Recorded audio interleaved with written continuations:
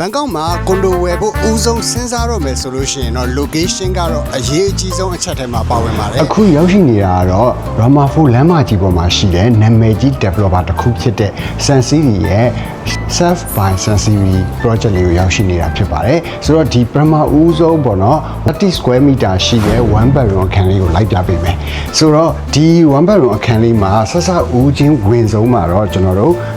kitchen counter လေးကိုတွေ့ရမယ်ဒီကောင်ကဒီမှာ separate လုပ်ပေးထားတယ်ပေါ့နော်ဒါကတော့ဒီကွန်ဒိုရဲ့အားသာချက်ပေါ့နော်နောက်တစ်ခုကသူကအခန်းထဲကိုဝင်လိုက်တာနဲ့ living room ကိုရောက်မယ်နော် living room ကလည်းလုံးဝကိုမှဒါမြင်ရတဲ့အတိုင်းပဲလုံးဝကြည်ကြဲဝန်းဝန်းနဲ့ကိုမှမိုက်တယ်ဒီဘက်မှာဆိုလို့ရှိရင်ဒါ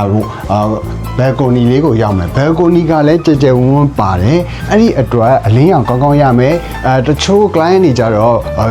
နေခင်းနေလည်းပြင်းတယ်အဲ့ခါကျရင်လည်းဒီမှာ balcony လေးကိုထွက်ပြီးတော့ကြည်တာတို့အဲ့လိုမျိုးလုပ်ချင်တဲ့ client တွေလည်းရှိတယ်ဆိုတော့ဒီ balcony ကြည်ကြဲဝန်းဝန်းပါတဲ့အတွက်ပိုအဆင်ပြေတယ်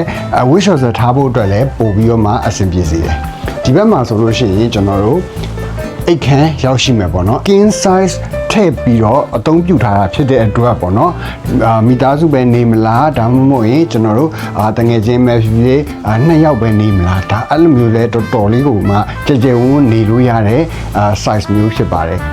သူ့ရဲ့ size က30 square meter ဆိုတော့တော်တော်လေးကျယ်တဲ့ထဲမှာတော့ပါတယ်ပေါ့နော်ကျွန်တော်ရေချိုးခန်းအိမ်သာကိုရောက်ရှိမယ်ရေချိုးခန်းအိမ်သာမှာဆိုလို့ရှိရင် तू ကပုံမှန်ကွန်ဒိုရီလိုမဟုတ်ပဲနဲ့ဒီမှာရေချိုးခန်းအိမ်သာကိုလည်းတီးတီးတန်းတန်းနဲ့ separate လုပ်ပေးထားတာဖြစ်တဲ့အတွက်ပေါ့နော်တော်တော်လေးသုံးရတာပုံပြီးတော့မှတထောင်တတာဖြစ်စေတယ်ပြီးတော့ဒီဘက်မှာဆိုရင်ဒါ basin counter လေးတစ်ခုပါမယ်သူ့ရဲ့ဒီ project ရဲ့အားသာချက်ကကြတော့ဒီ promotion ကာလမှာဝယ်ယူမယ်ဆိုလို့ရှိရင်ကျွန်တော်တို့fully furnished ရမယ့်အပြင်ကိုဒီ electrical appliance တွေကလည်းထည့်ပြီးတော့ promotion နဲ့မှာရအောင်မှာဖြစ်ပါတယ်သူ့ရဲ့ဈေးနှုန်းလေးကဘယ်လောက်ကနေစမလဲဆိုတော့ကျွန်တော်တို့ Thai baht 4 million baht ကနေစမှာဖြစ်ပါတယ်